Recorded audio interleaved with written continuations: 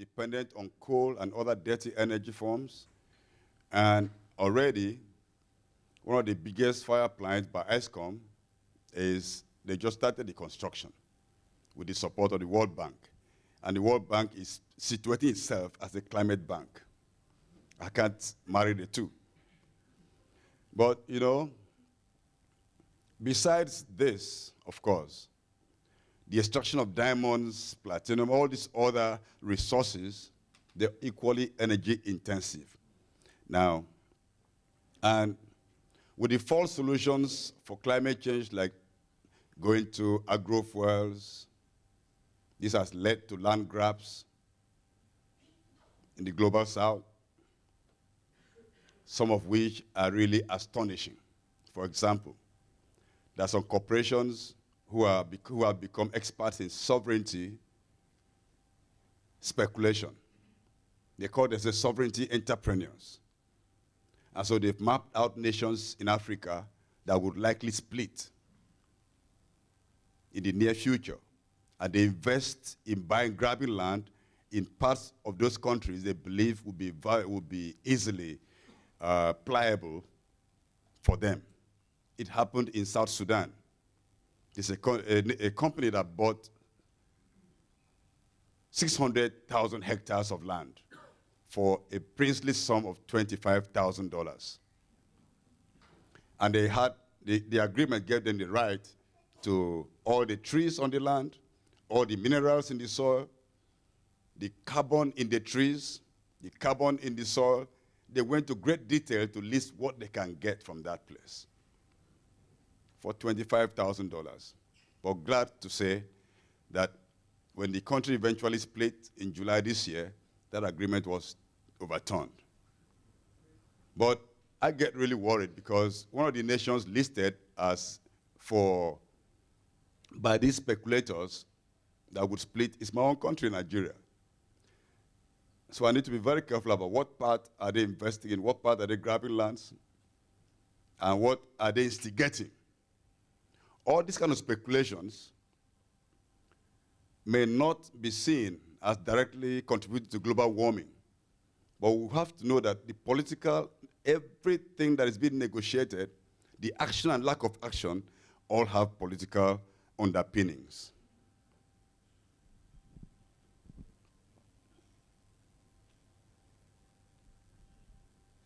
Now, oil is found everywhere, as I said, on the continent. And I've been following the oil sector for quite some time. It's being found in increasingly more fragile ecosystems. For example, in the Rift Valley of East Africa, in nature reserves, protected territories, oil rigs don't respect, nothing is sacred as far as this sector is concerned. And we can very easily imagine the health impact of this kind of dirty extraction across the continent. I'll be giving specific example from the region where I come from. But all these things, all these are similar, whether in Ecuador or in Thailand, in Nigeria, in Cameroon, wherever you go. Even in a place like Ghana. Ghana just exported the first shipment of oil, I believe, in December last year. But before they did this, they already recorded at least three oil spills. 3 oil spills. And oil spills are very toxic. I mean, the oil spill that captured the imagination of the world was that of the Gulf of Mexico. And a lot of that oil in the Gulf of Mexico, you know, if you listen to the scientists, the government, what they said they did to that, a large proportion evaporated. Now, if oil evaporates, does it just disappear? Tell me, health workers. Does it disappear? It's somewhere. And I did ask some community people in Louisiana, do you think that the oil just disappeared and is not going to, nobody's ever going to have any part from it? And they said, no, they don't think it disappeared. It's going to come back either in the rain or it will stay in the air. We're going to breathe it. It's going to impact us and our food systems. I mean, this is just best. I don't need to be a scientist to know that this is going to happen. And so our addiction to crude oil, especially addiction to coal, is creating severe health impacts, which you all know very well. And this quote is from a former minister of oil from Saudi Arabia, which should be a country that we should pay attention to when they say things like this. That the stone age did not end for lack of stones, and the crude oil age would not end for lack of crude oil. So why don't we want to move away from it? Why are nations not ready to make commitments to cut emissions at source? Why are nations running away from the Kyoto Protocol, even as weak as it was? Why are we constructing a reign of complete lack of responsibility, a reign of exploitation, a reign of false solutions? Now, the extractive industry directly attacks the environment. And for many communities, the environment is simply their life, because people depend directly on the environment. It impacts the health, it damages biodiversity, and lowers life expectancy. I will say a bit more about life expectancy shortly. Now, this man, Mr. Lawrence Sommer, is very important in the history of pollution. He was one of the top advisors, to President Obama, whom we love so much. And he said, I think the economic logic, this was one of those emails that people write and it doesn't go away. And it's still available on the internet. He said, I think the economic logic behind dumping a load of toxic waste in the lowest wage country is impeccable. And we should face up to that. I've always thought that underpopulated countries in Africa are vastly underpopulated. Or underpolluted. I'm thinking about something else. Now, you know the story about African population. When it's convenient, people say Africa is overpopulated, too many people in Africa. But when it's convenient, they say the continent is underpopulated. For example, too much land. Few people, let's grab the land. So millions of hectares are being taken, and our politicians are acting as middlemen. Some presidents in Africa are middlemen to land speculators.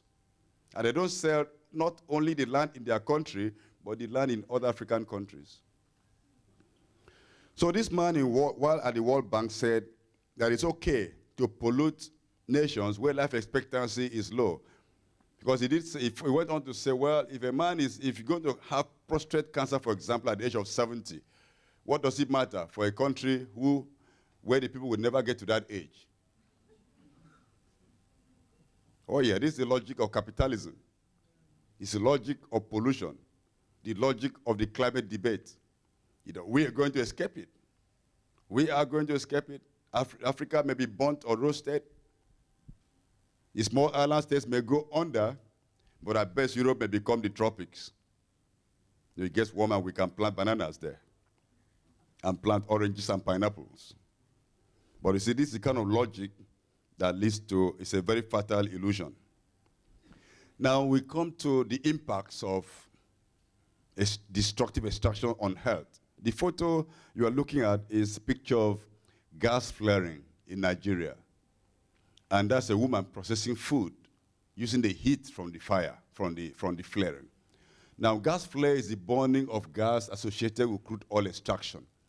As the oil is being extracted in this oil and gas-rich field, both come out from the well. So they're both piped to what is known as a flow station. And when it gets to the flow station, the gas is separated from the oil. And so you could do three things with the gas. You could either re-inject it, or you could set up some infrastructure and turn the gas to a usable form for industrial or energy production or for domestic usage, or you could just light a match and set the gas on fire. And this is what's being done in Nigeria. 400 million tons of greenhouse gases come from gas flaring across the world. And Nigeria is second only to Soviet Union.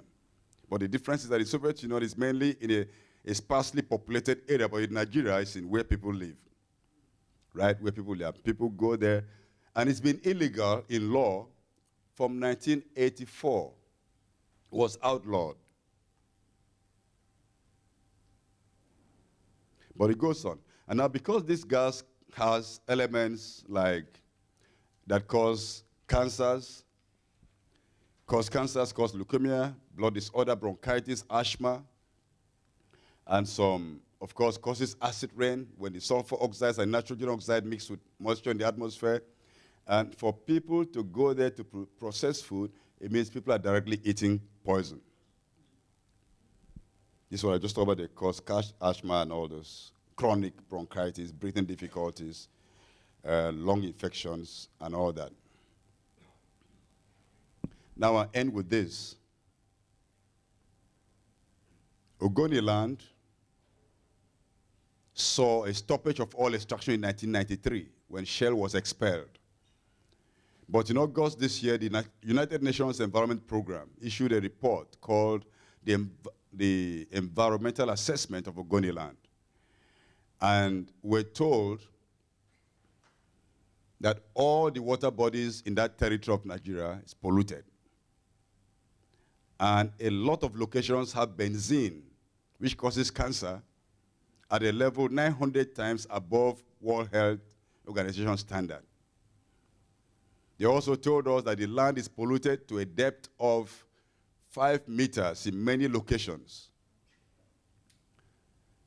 And finally, they said to clean up, of course, they examined 5,000 medical records, but could not draw a conclusion of what impact this has on health of the people. And we think they were too careful by half. But what they said is very instructive, that it will require 30 years to restore the waters of Ogoniland, and 5 years to clean the land. That means a cumulative 35 years. It's a lifetime. It will require initial investment of $1 billion to set up the mechanism for cleaning up the territory.